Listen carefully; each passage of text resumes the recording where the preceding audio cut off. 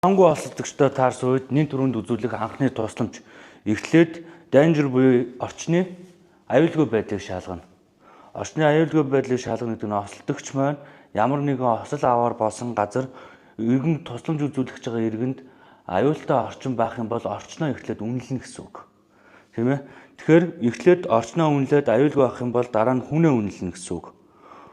За осолдогчийг ухаангүй гэж үнэлж байгаа тохиолдолд хүнээ эхлээд чочрол өгнө. Зүгээрөө таны овг нэр хэн блэ?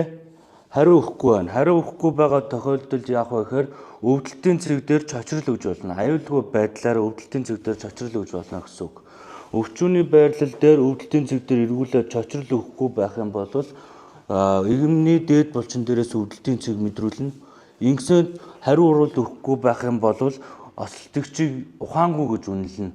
Ийм тохиолдолд яаралтай хамгийн түрүүнд 103 залгаж дуудана гэсэн үг. 103-ыг дуудсны дараа хүнээ амьсгалын замыг чөлөөлөхөөр эхэлнэ гэсэн үг. За нэг гарыг болохоор духан дээр байрлуулж нөгөө гар болохоор эрүүн доороос дээшээ амьсгалын замыг чөлөөлж өгнө. Ингэснээр болохоор хил харшаага унахаас сэргийлж гин гэсэн үг.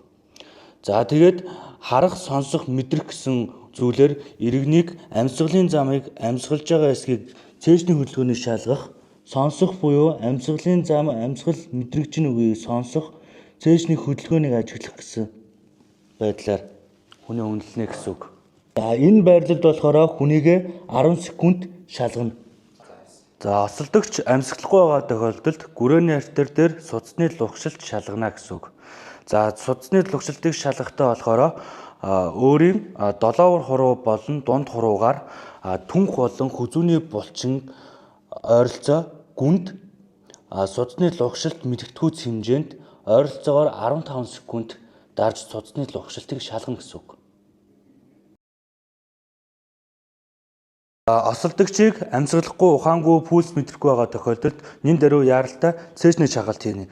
Цээжний шагалт хийхдээ осолдогчийг аюул ханаас дэш өвчүүний гол хэсэгт өөрийн аль болох хүчтэй гарыг байрлуулж нөгөө эсрэг гараар болохоор нөгөө гараа төгжиж өгнө гэсэн үг.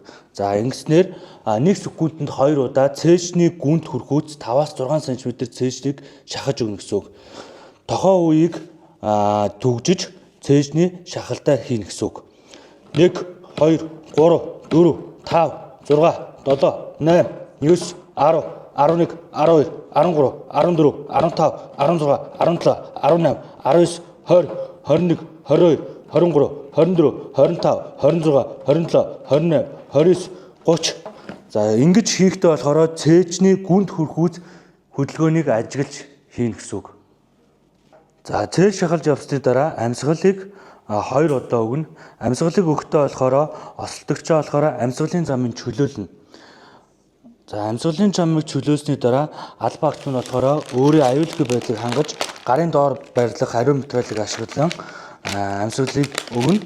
Амьсгалыг өгөхдөө болохоор хамрыг чимхэн эрүүний шантангоос өөрийн дунд болон долоовор хуруугаар өргөж өгч ариун материал болохоор амьсгалын зам